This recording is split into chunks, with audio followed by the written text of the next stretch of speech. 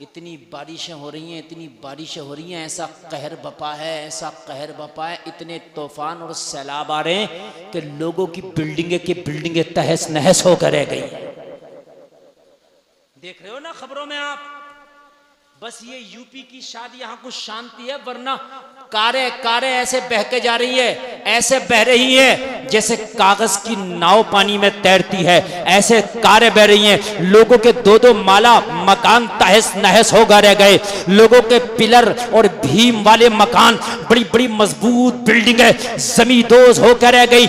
मालूम है अल्लाह का कहर ऐसा बपा है। लोगों, इंसान की क्या ताकत है? अरे किसकी ताकत के अल्लाह का मुकाबला कर सके? अगर अल्लाह खाली पानी को इजाजत दे दे तो इंसान की जितनी मजबूत बिल्डिंगें हैं, जितने मजबूत हथियार हैं, अल्लाह एक लम्हे में तहस नहस करके रख दे। आपको मालूम है हिमाचल में ऐसे ऐसे सैलाब आ रहे हैं, ऐसी ऐसी पानी की बाढ़ें आ रही है कि लोगों के जानवर बह गए, लोगों के माल बह गए, लोगों के दो दो माला मकान बह गए, लोगों की कारें और बाइकें बह गई, लोगों के बच्चे उनसे रूठ गए, लोग आपस में जुदा हो गए, लोगों की बिल्डिंगें तहस नहस हो गई, कारखाने और उनकी फैक्ट्रियां तबाह बर्बाद होकर रह गई। बड़े बड़े अमीर जमीन पे आ गए, बड़े बड़े माल और पैसे वाले आज रोड पे नजर आ रहे हैं। ये है अल्लाह की कुदरत। जब वो नाराज होता है तो जितना देता है एक लम्हे में वापस ले लेता है। जितना देता है एक लम्हा नहीं लगता है कि वो वापस ले लेता है, एक लम्हा नहीं लगता कि जो वो वापस ले लेता है। आप ये ना सोचे कि मैं अमीर हो गया तो मेरे पास ये माल रहेगा, ना। बड़ा खतरनाक इस वक्त सैलाब चल रहा है। लोगों, ये अल्लाह की नाराजगी है, ये कयामत की निशानी है। जब जलजले ज्यादा आने लगे, अभी टर्की में कितना हाई फाई जलजला आया था, 100 दिन के लोग दबे हुए मलबे से निकाले गए। 100 दिन तक मलबे से लोगों को निकाला जाता रहा। ये जलजले आना, ये बेमौसम के बारिशें होना, ये अल्लाह की नाराजगी का सबब है। मुसलमानों, तुम्हारी मस्जिदें आज खाली पड़ी हैं, इन मस्जिदों को आबाद कर लो, वरना कब्र में तुम्हें फिर मौका नहीं मिलेगा नमाज़ें पढ़ने का। कब्र में फिर मौका नहीं मिलने वाला। बड़ा खतरनाक मामला चल रहा है, बहुत खतरनाक। अगर अल्लाह खाली पानी को इशारा कर देना, पानी को खाली, तो मेरे भाई एक लम्हा ना लगेगा कि अल्लाह हमें सबको तबाह कर देगा। एक लम्हा जो लग जाए ना, एक लम्हा नहीं ले सकता। अभी आपने देखा था कुछ दिन पहले 5 लोग टाइटैनिक पनडुब्बी में बैठ के टाइटैनिक जहाज का मलबा देखने गए। बड़े खुश थे कि ये तो पनडुब्बी पानी में भी काम करती है, वहां भी लोगों को जिंदा रखती है। मगर हमने कहा दुनिया वालों, जिंदा पनडुब्बी नहीं रखती, जिंदा परवरदिगार रखता है। अल्लाह अगर चाहे तो हजरत यूनुस को मछली के पेट में 40 दिन तक जिंदा रख दे। हजरत यूनुस को मछली ने निगल लिया था, 40 दिन तक हजरत यूनुस अलैहिस्सलाम मछली के पेट में जिंदा रहे। 40 दिन के बाद मछली ने आके किनार पे उगला, हजरत यूनुस जिंदा थे। लोगों, अगर अल्लाह चाहे तो 40 दिन तक यूनुस को मछली के पेट में जिंदा रख दे, अल्लाह चाहे तो पनडुब्बी में जाने वालों को मार दे। ये है रब, ये है खुदा, ये है परवरदिगार। कभी भरोसा मत करना इन बिल्डिंगों पर। लोग पहले छप्पर के घर बनाते थे, कच्चे घर बनाते थे, सरिया नहीं होता था, भीम पिलर नहीं होता था। चाचा से पूछो, इनके बचपन में बनते होंगे, जवानी में भी बनते होंगे। कोई सरिया नहीं, कोई भीम नहीं, कोई पिलर नहीं, मगर पहले के लोग ज्यादा मजबूत होते थे, उनके घर भी खूब चलते थे। मगर लोगों, आज बहुत सरिया और पिलर भीम लगा के तुम मकान बना रहे हो, मगर हमने देखा एक जलजला आया, तेरा मकान भी जमींदोज हो गया। एक तूफान आया, तेरी पावर वाली बिल्डिंग भी जमीन पे गिर गई। अरे लोगों, तेरे पिलर बिल्डिंग को नहीं रोकते हैं, बिल्डिंग वो रोकती है जिसे अल्लाह रोकता है। हजार साल पुरानी आपको इमारतें दिखा दूंगा जिसमें एक सरिया नहीं है और एक सीमेंट की चुटकी नहीं है। 1000 साल पुरानी इमारतें, एक सरिया नहीं, मसाला नहीं, ना कंकरी ना बजर फिट, खाली चुनिया ईंट के मकान बने हुए हैं। आज भी पुराने किले जाकर के देख लो, लाल किले में एक भी सरिया नहीं निकलेगा, जाओ जाके देख लियो। कोई भीम नहीं, कोई पिलर नहीं। दिल्ली की जामा मस्जिद में देख लो, ये तो अभी ज्यादा पुरानी इमारतें नहीं है, मैं तो हजार हजार साल पुरानी इमारतें आपको बता रहा हूं। और हम बड़ा मजबूत बना रहे हैं, नीचे से लेके आ रहे हैं सब जाल बिछा के, 3-1 का मसाला। अभी एक जगह बहुत तेज तूफान आया, बहुत तेज आंधी आई, तो एक शख्स अपने मकान के अंदर घुस गया, मुझसे कह रहा मौलाना अंदर आ जाओ। मैंने कहा बहुत तेज तूफान है भाई, मकान को भी खतरा। कह रहा हजरत आ जाओ, 3-1 का मसाला लगाया मैंने कहा जालिम, अल्लाह के कहर के सामने 3-1 का मसाला रुक गया? अल्लाह के कहर के सामने 3-1 के मसाले की क्या औकात है? नहीं समझ में आ रही बात आपके? नीरे सीमेंट से बना दियो अगर रुक जाए तो। अल्लाह का कहर जब आता है तो मेरे भाइयों, बड़ी बड़ी बिल्डिंगों की हालत खराब हो जाती है। तूफान नू आया था तो क्या बचा था? मकानों वाले नहीं बचे, कश्ती वाले बचे थे। सुभान अल्लाह। अरे भाई वो बचता जिसे अल्लाह बचाता है। अपने मकानों पे भरोसा ना करो, अपने माल पे, अपनी औलाद पे भरोसा ना करो। अल्लाह फरमाता इन्नमा अमवालुकुम व औलादुकुम फितना, ये तुम्हारा माल, तुम्हारी औलादे फितना है, फितना।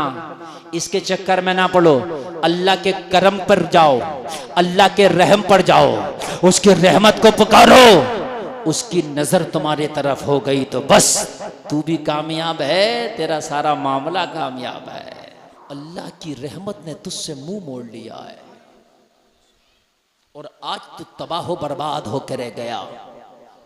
आज मेरी तकरीर सुनना, हम तरक्की क्यों नहीं कर पा रहे हैं? वजह क्या है? मुसलमान, तेरी तरक्की माल से नहीं है, तेरी तरक्की आमाल से है। कान खोल कर सुने, मेरे नबी फरमाते अमीर वो नहीं कि जिसका माल ज्यादा है, नबी फरमाते अमीर वो है जिसका नाम आए आमाल अच्छा है, जिसका नाम आए आमाल अच्छा है। माल वाले को नबी नहीं फरमाया, नबी ने फरमाया वो गरीब है जिसकी उम्र लंबी है और आमाल थोड़े हैं। नबी ने फरमाया वो अमीर है जिसकी उम्र लंबी है और आमाल अच्छे हैं, वो अमीर है, वो अमीर है।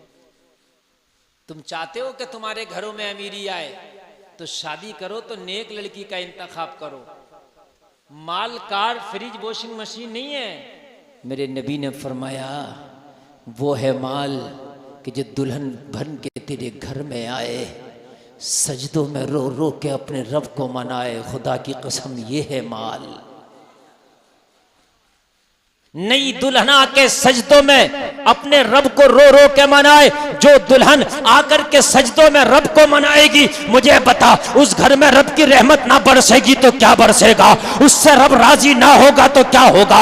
अगर उसी दुल्हन ने रो रो के अपने रब को राजी कर लिया और उसने दामन फैला के कह दिया मेरे मौला, मेरे शोहर ने माल को नहीं बल्कि मेरे आमाल को तरजीह दिया है, ए मेरे मौला मेरे शोहर को किसी से पीछे ना रखना, मेरे शोहर को अमीरी अता कर दे, माल अता कर दे। अगर इसकी जबान से दुआ निकल गई, अल्लाह माला माल कर देगा। जोर से बोलो।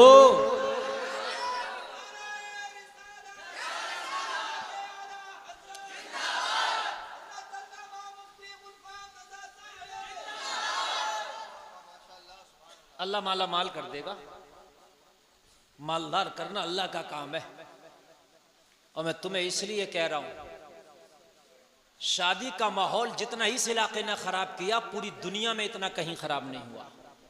ये जो उपरारे का इलाका कहलाता है, ये जो संबल का खित्ता है, यहां तो मैंने देखा एक वीडियो वायरल हुई थी, एक चच्चा दाढ़ी थी इतनी बड़ी और ऐलान कर रहे लड़के के बाप को फला चीज दी, लड़के को ये दे दिया, बारातियों को ये दिए, 52 लाख रुपए, इतना सोना।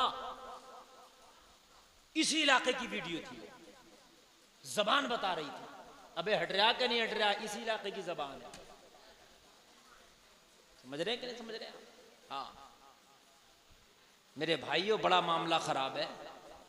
ये जो है ना, ये संबल का पूरा खित्ता, ये उपरारा जो इलाका कहलाता, इन्होंने तो लड़कों को खरीदना शुरू कर दिया। इतना लड़के के नाम में प्रॉपर्टी नहीं आएगी जितना कि ये जहेज दे रहा है। हकीकत बता रहा हूं, 55 लाख की शादी, 52 लाख की शादी। मेरी बात गलत तो नहीं है? पूरी जिंदगी कमाते हो सिर्फ शादी के लिए, कि तुम्हें कोई और काम नहीं करना है। कान खोल के सुन ले, तेरे जहेज देने के बाद भी अमीरी नहीं आएगी। गुलफाम रजा ने देखा है, 52 लाख की शादी तूने की, मगर लड़का टेम्पू से सफर कर रहा है, और जिन्होंने सादा निकाह किया अल्लाह उन्हें जहाजों में सफर करा रहा है। तो अल्लाह के ऊपर है। 52 लाख की शादी करके भी दामाद टेम्पू में सफर कर रहा है, इसलिए कि अमीरी अल्लाह देता है। 52 लाख की शादी करके टेम्पू में सफर कर रहा दामाद, और जिसने सादा निकाह किया अल्लाह उसे जहाजों के सफर करा रहा है। अमीरी अल्लाह के अता करने से। जरा होश के नाखून लो, होश के नाखून।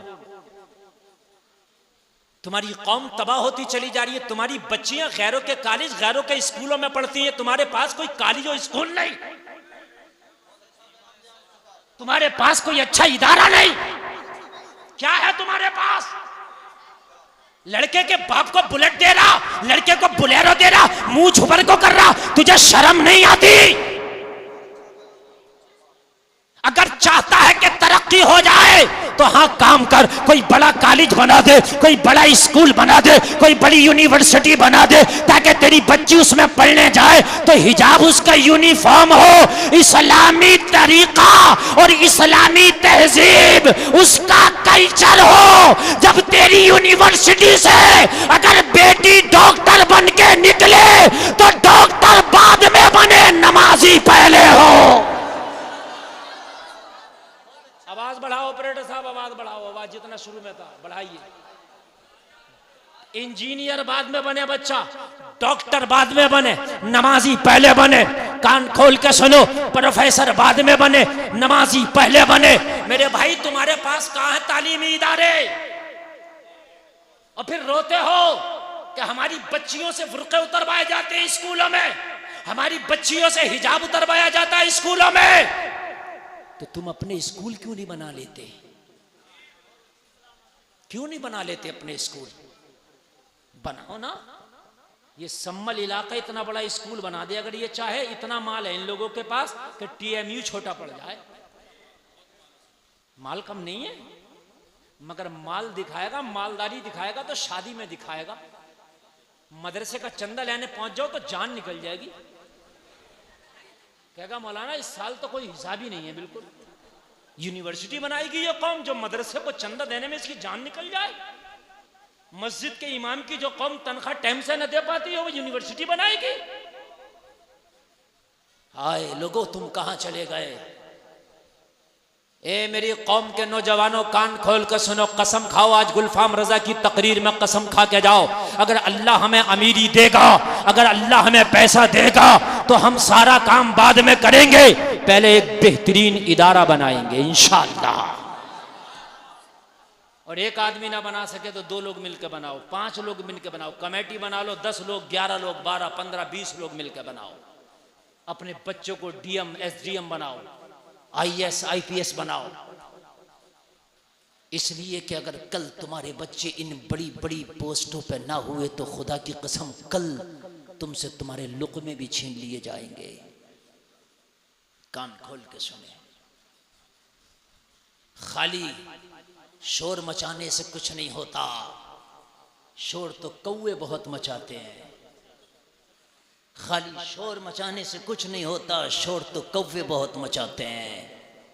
खाली भूकने से कुछ नहीं होता, भूकते तो कुत्ते भी, गलियों के कुत्ते भी बहुत हैं। मेरे भाई कुछ करने से होगा। और तालीम बहुत बड़ा बिजनेस भी है। अगर आप कॉलेज खोलोगे तो ऐसा नहीं है दुनिया की होड़ में पीछे रह जाओगे, बल्कि दुनिया की होड़ में, माल में भी सबसे आगे जाओगे। आप देख रहे हो स्कूलों में बच्चों के, जहां तुम्हारे बच्चे अच्छे स्कूलों में पढ़ रहे हैं, लाइन लगा के फीस दे रहे हो आप। बात है कि नहीं? किसी का काम कर दो मजदूरी पे तो उसके घर पहले चक्कर लगाते हो जाके मेरे पैसे दे दे, कई दिन चक्कर लगाने में पैसे देता है, लेकिन अच्छे स्कूल में महीना बाद में पढ़ाएगा स्कूल वाला, फीस पहले जमा कराएगा। और तुम जमा करते हो जाके, लाइन लगा के जमा करते हो लाइन। और बाज स्कूलों ने तो वो डकैतियां डालना शुरू कर दी हैं। अगर बच्चा इधर देख ले तो उसका अलग, बच्चा अगर कुर्सी पे बैठ गया तो उसका अलग, एनिमल चार्ज अलग, पंखे का अलग, कुर्सी का अलग, रंग का अलग, रोगन का अलग। मुझे बताइए, जितनी कमाई तालीम में है इतनी कमाई कम कहीं? कॉपी खरीद रहा बच्चा तो उसका कमीशन अलग, किताबों का अलग, ड्रेस का अलग। मेरी बात गलत तो नहीं है? जितना तालीम में बड़ा बिजनेस है, लोग कहते हैं मौलाना क्या करें, कोई यार ऐसा बिजनेस तो बताओ। मैं बता रहा हूं 100% जो बिजनेस कामयाब होगा, आओ तालीमी इदारे बनाओ, 100% कामयाबी मिलेगी, 100%। लेकिन हम इधर हमारी तवज्जो नहीं, हमारी तवज्जो तो ये है कि पड़ोसी ने शादी की थी, इसने बुलेरो दी थी, स्कॉर्पियो दे कर रहूंगा या स्कॉर्पियो लेकर रहूंगा। हाँ, इस इलाके में लोग रिश्ता करते हुए डरते हैं। उपरारा इलाका ना भाई, कौन देगा रिक्वायरमेंट, कौन पूरी करेगा? है कौन करेगा भाई 20 लाख की शादी? कौन करेगा भाई 50 लाख की शादी? मेरे भाई, क्या आप हजरत अली से ज्यादा अमीर हो सकते हो? कह दो ना सुभान अल्लाह। क्या हजरत उमर से ज्यादा अमीर हो सकते हो? नहीं, आप अमीर हो सकते हो, वो अमीरुल मोमिनीन है। दुनिया पर हुकूमतें की उन्होंने, कभी उनके बच्चों की शादियां भी देखी हैं आपने? कभी उनके बच्चों का जहेज भी देखा आपने? नहीं देखा होगा। तुम्हारी निगाह तो सिर्फ पड़ोसी के जहेज पर है, पड़ोसी के आए हुए माल पर है। नहीं मुसलमानों, अभी चंद दिन पहले एक बच्ची कर्नाटक की मुस्कान नाम की हिजाब के ऊपर लड़ी थी दरिंदों से। सुना था आपने? लड़ी थी। क्यों लड़ी थी? अगर तुम्हारे इदारे होती तो किसी मुस्कान को एहतजाज करना नहीं पड़ता, वो खामोशी से पढ़ लेती। हाय हाय, मगर क्या करें हम, निज़ामे मैकदा को जिस तरह बिगड़ा है साकी, उन्हीं को जाम मिलता है जिन्हें पीना नहीं आता है। तालीम में आगे बढ़ो और ये ना सोचा करो मेरा बच्चा कारपेंटर बन जाएगा, कोट पैंट का काम कर लेगा, मुरादाबाद के कारखाने में काम कर लेगा। ये सब बात की बातें हैं। कारपेंटर बाद में भी बन सकता है, मुरादाबाद के कारखाने में बाद में भी काम हो सकता। पहले तालीम हासिल कराओ, टारगेट तालीम रखो। तालीम, चाहे तुम्हारी जमीनें बिक जाएं बच्चों को पढ़ाओ, घर बिक जाए बच्चों को पढ़ाओ, पेट की रोटी बिक जाए बच्चों को पढ़ाओ, जेवर बिक जाए बच्चों को पढ़ाओ। गुलफाम का ये जुमला लेके जाओ, चाहे तुम बिक जाओ मगर अपनी नस्लों को पढ़ाओ। अगर नस्लों को नहीं पढ़ाया तो कल तुम्हारी नस्लें गुलाम बना दी जाएंगी, कल तुम्हारी नस्लें गुलाम बना दी जाएंगी। ये गुलफाम रजा कादरी का जुमला लिख करके लेके जाना, अगर तुमने अपनी नस्लों को नहीं पढ़ाया तो। तालीम बहुत जरूरी है। मुसलमान तालीम से बहुत पिछड़ गया, वरना तुम्हारी तालीम का यह हाल था। वो कलमा पढ़ने वालों कान खोल के सुनो, दुनिया का सबसे पहला MS मास्टर ऑफ सर्जरी एक कुरान पढ़ने वाला मुसलमान था, जिसने स्पेन में सबसे पहली हार्ट की सर्जरी की थी। मोहम्मद अरबी का गुलाम था, कलमा पढ़ने वाला एक मुस्लिम डॉक्टर था, जिसने सबसे पहले हार्ट की ओपन सर्जरी की थी। लोगों, जिसने दुनिया का नक्शा, ये मैप बनाया, मैप जो गूगल पे आप मैप तलाश करते हो, ये कोई और नहीं, हजरत उमर इब्न खत्ताब का बनाया हुआ है। जरा जोर से बोलो ना सुभान अल्लाह। हाय हाय। कोर्ट कचहरी, वकील, जज, पुलिस स्टेशन, कोतवाल, कोतवालिया, डीएम, एसडीएम, ये सारी चीजें बनाने वाला कोई और नहीं, कुरान पढ़ने वाला हजरत उमर इब्ने खत्ताब है। कोड तुम्हारा बनाया हुआ, आज जज कोई और है? पुलिस स्टेशन तुम्हारे बनाए हुए, आज उनका चलाने वाला कोई और है। आप कहते हो हमारे बच्चों को तो नौकरी नहीं मिलेंगी, पढ़ा के क्या करेंगे? लोगों, तालीम इसलिए हासिल नहीं की जाती कि नौकरी मिले, तालीम हासिल करके नौकरियां नहीं बल्कि हुकूमतें मिलती हैं। तालीम हासिल करके नौकरी नहीं बल्कि हुकूमतें मिलती हैं। तालीम हासिल तो करें, थोड़ी देर प्यासे रह जाओगे तो कोई बात नहीं है, करबला आ रहा, थोड़ी देर बर्दाश्त करें आप। तालीम हासिल इसलिए मत करो कि नौकरियां मिलेंगी, नौकरी ना मिले। मेरी गारंटी है जाहिल रह के नौकरी मिलती है, बगैर पढ़े लिखे खुद ब खुद नौकरी मिलेगी। किसी की मजदूरी करेगा नौकरी तो है, रक्षा चलाएगा नौकरी तो है, किसी के खेत में काम करेगा नौकरी तो है, किसी के कारखाने में काम करेगा नौकरी तो, नौकरी नहीं तो क्या है? डीएम जिले का मालिक है, एसडीएम तहसील का मालिक है, इसके नीचे तो निरे नौकर काम करते हैं। और ये भी ना मिले, तालीम होगी तो तेरे अंदर इंसानियत आएगी। रही खाने पीने की बात, तो नौकरी से खाना नहीं मिलेगा, रिस्क अल्लाह ने जितना किस्मत में लिख दिया उतना मिल के रहेगा। जरा बोल दो सुभान अल्लाह। अल्लाह सलामत रखे। तालीम की तरफ तवज्जो दो। और सलारपुर में तो बहुत ही कम तालीम की तरफ तवज्जो है। हाँ, भट्टों की चिमनियां तो बना लोगे 300 फीट ऊंची,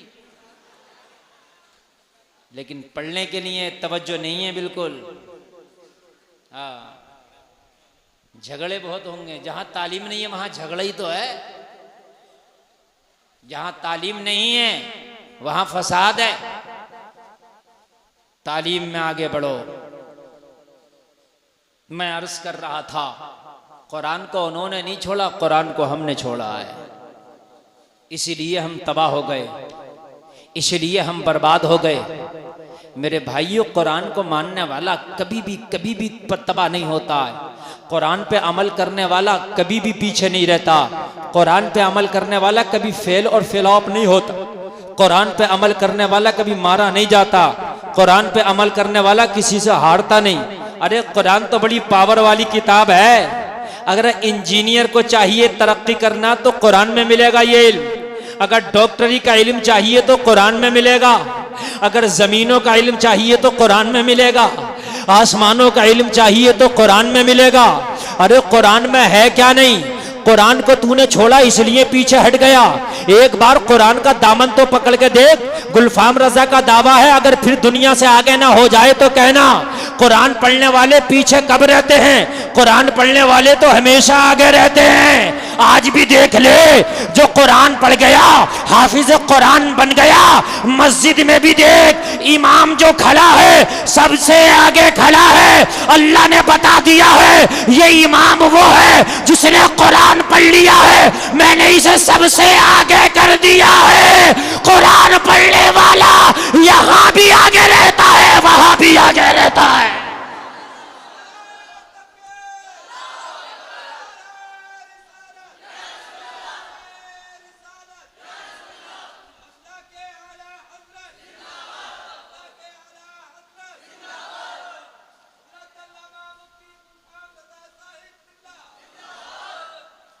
बताइए, आलिम दीन को आप मुसल्ले इमामत पे खड़ा करते कि नहीं करते? आगे है कि नहीं है? एक डॉक्टर है और एक आलिम है या हाफिज। अब दोनों को एक चारपाई पे बैठना, सराहना पैतियाना होता कि नहीं होता? बोलिए, डॉक्टर साहब सराहने बैठेंगे या हाफिज साहब को बैठाएंगे? जबकि डॉक्टर साहब ने बड़ी महंगी डिग्री की है, 1 करोड़ में होती है MBBS। क्यों मेरे भाइयों? ये हाफिज जी बेचारे, इन्हें तो कभी कपड़े धुले हुए मिल गए, कभी वो भी ना मिले है। मदरसों में बड़ी गुर्बत होती है। लाइट आ गई तो हवा मिल गई मदरसे के बच्चों को, वरना बेचारे गर्मी में पढ़ रहे हैं।